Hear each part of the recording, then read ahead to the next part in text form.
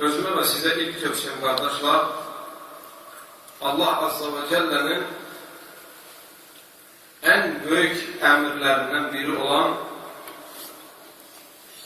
gündə 5 vaxt əda edilməsi vacib olan fərz namazlarını səhlənkarlıq etmədən cəmaat şəklində əda etmək haqqında olacaq. İlk tövsiyəmiz budur. Ki, bilməmiz lazımdır ki, Allah Azza və Cəllənin ən fəzilətli, ən böyük əməllərdən əmr etdiyi namazdır. Tək əda etmək deyil. Eyni zamanda bu vacib olan namazı cəmaat şəklində və vaxtında qılmaqdır. Vaxtında və cəmaatla. Çünki cəmaat namazını qılmaq vacibdir. Əgər bir yerdə məscid varsa, əgər bir yerdə cəmaat namazı qılınırsa və sənə yaxındırsa bu namaz qılınan yer, sənin gedib orada gündə 5 vaxt namazı cəmaatla qılmağın vacibdir. Allah Azza və Cəllə Quran-ı Kərimdə buyurur: "Hafizu alas-salavati was-salatil-wusta və qumu lillahi qanitin." Namazlarınızı qoruyun. Hafizu alas-salavat, namazlarınızı qoruyun. Yəni, namazları cəmaatla qılın, vaxtında qılın.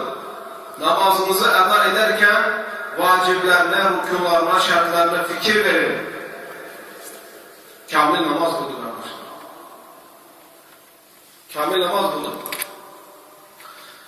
İmam Buxari Səhih kitabında gətirir, həmçinin İmam Muslim Abdullah ibn Məs'ud radiyallahu anhudan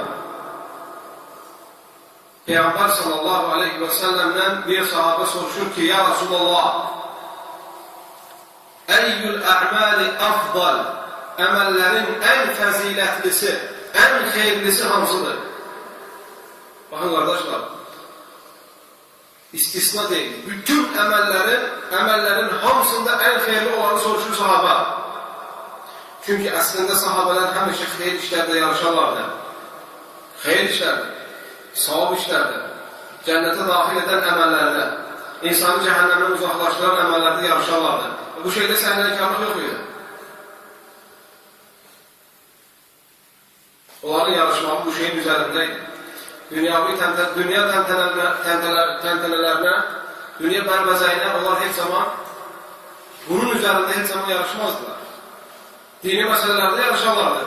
Kim çox daha Quran bilir, kim daha çox ayə əzbərləyir, kim daha çox namaz qılır, kim daha çox sədəqə verir, kim daha çox həcdə olur, kim daha çox elm alır, kim daha çox elmi yayır və s.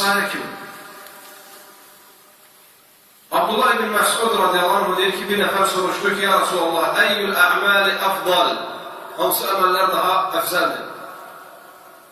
Peyğəmbər sallallahu aleyhi və səlləm deyir ki, as-salatu li vaxtihə və yaxud da as-salatu ala vaxtihə, vaxtında qılınan namaz. Vaxtında qılınan namaz.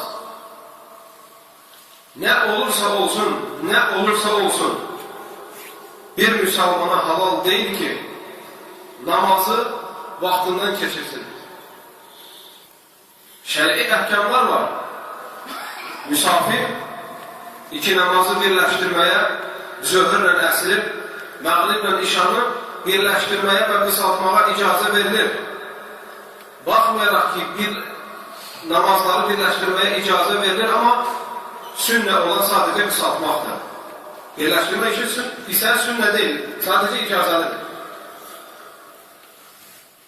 Amma bir insan, və yaxud da xəstə insan, və yaxud da üzürlü insan, amma bir insan sağlam olarsa və bu insan namazın vaxtının girdiyini bilərsə və namazı vaxtında qılmazsa, hər hansı bir bəhanə ilə vacib olan namazı gecikdirərsə, o insan böyük təhlükə üzərinədir. Böyük təhlükə. Çünki kim namazı say edirsə, qardaşlar, ondan başqa olan əməllər izah edeyim. İnsanın gerçek kimliği namazlara verdiği önemle bildirilir. Ona göre Peygamber sallallahu aleyhi ve sellem der ki, siz kimin namaza gittiğini görersinizse, onun iman ehli olmağına şahitlik edin. Ona göre Peygamber sallallahu aleyhi ve sellem buyurur ki, اَثْقَلُ الصَّلَاةِ عَلَى الْمُنَافِقِينَ صَلَاةُ الْفَجْرِ وَالْعَتَمَةِ Münafıklara en ağır olan namaz, fecr namazı, sübh namazı ve işe namazıdır. Namaz kardeşlerim, Müslümanla münafıkın arasını ayırır. Namaz, kafir ve iman ehlinin arasını ayırır. Allah'ın en büyük emrettiği emel namazdır.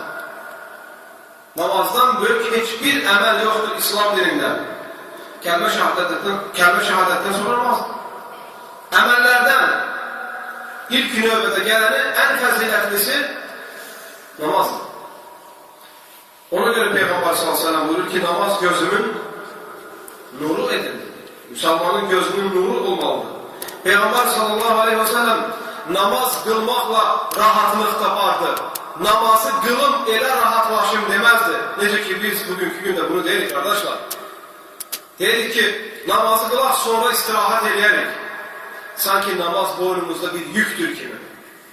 Ama Peygamber sallallahu aleyhi ve sellem ve o sahabeleri o kadar İslam uğrunda çalışarlardı ki elə istirahati ancak namazda ederlerdi. Bakın ne kadar fark var, ne kadar durum değişip ki. Ve selefler namaz kılarken onların halları değişerdi. Bazılarının ezan eşitliği zaman renkleri sarılardı. Bazılarına diyende ki niye, ne için rengin sarılır, ne olur? Deyip ki ben kimin karşısında duracağımı sen bilirsen mi? Kimin qabağında duracağım? Ona göre aziz kardeşlerim, insan namazı vaxtında kılarsa, namazı vaxtında kılmak için bir Müslüman çalışarsa, Allah azze ve celle həmin Müslümanın yüzünü nurlandırar, həmin Müslümana namazın lezzetini tattırar ve həmin namaz həmin Müslümanı pisliklerden çekindirer. Ona göre ne istəyirsən etkinə, harda istəyirsən olginə, kim istəyirsən olginə, hiçbir şey seni namazından yayındırmamalıdır. Hiçbir şey.